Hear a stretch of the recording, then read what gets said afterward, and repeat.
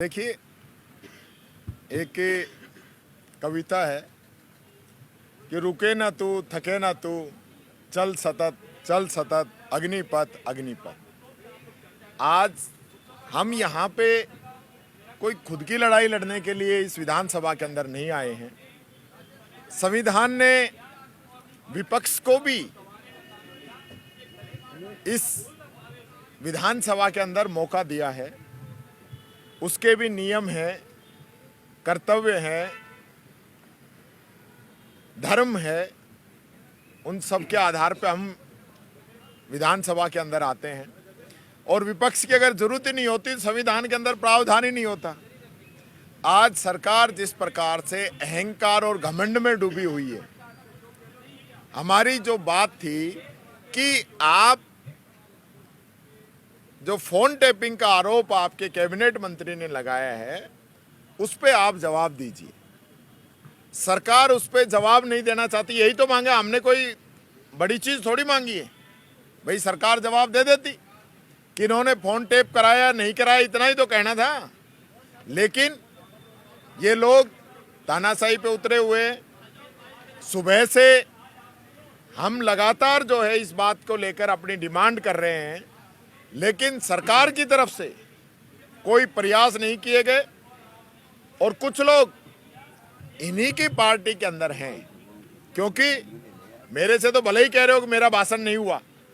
मैं तो रोज बोलता हूं, जनता की आवाज डेली उठाता हूं। रोज विधानसभा में 10 बार बोलने का मुझे तो मौका मिलता है। सही बात यह है कि मुख्यमंत्री का एक ही मौका आता है अभिभाषण पे, बाकी का काम तो दिया कुमारी जी का आएगा, 2 बार रिप्लाई देंगी जब।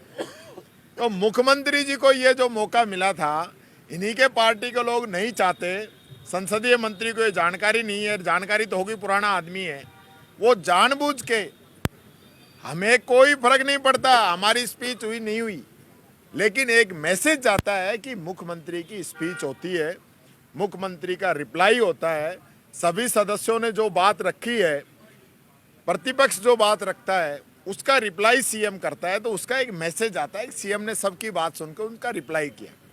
आज सीएम जो भाषण दे रहा है, ऐसे भाषण दे रहा है जैसे चौपड़ पे दे रहा हो। कोई तथ्यों पे आधारित कोई बात नहीं, कहीं किसी प्रकार से बात कर रहा है, कहीं कुछ कर रहा है। अरे आप ये तो बताइए, जो सदस्यों ने जो बात कही पिछले 3-4 दिनों के अंदर, 4 दिनों के अंदर जो बात कही, उसमें एक का भी आपने रिप्लाई दिया क्या?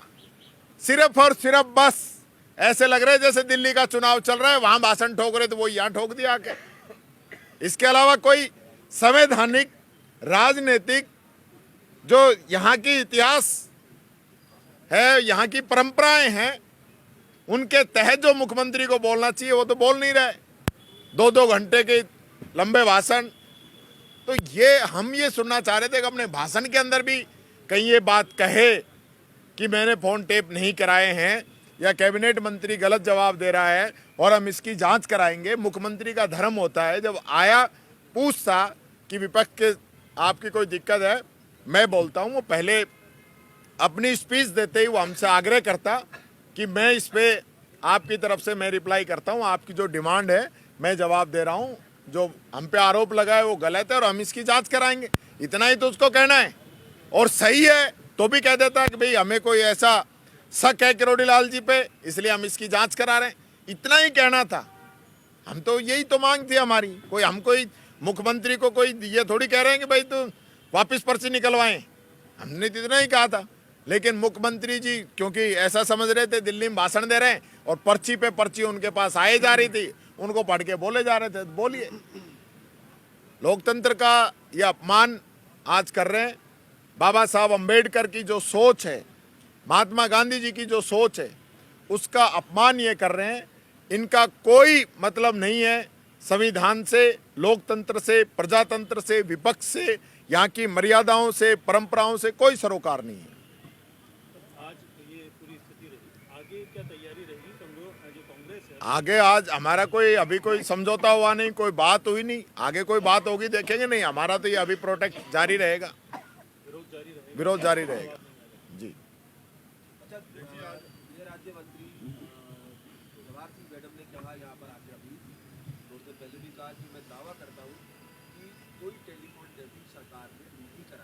तो ये दावा अंदर कर देते। यही तो बात थी। ये जो दावा बेडम साहब यहां आके करके गए, ये दावा वहां पटल पे कर देते, बात खत्म। इतनी सी बात कहने के लिए पूरे दिन हंगामा करा दिया।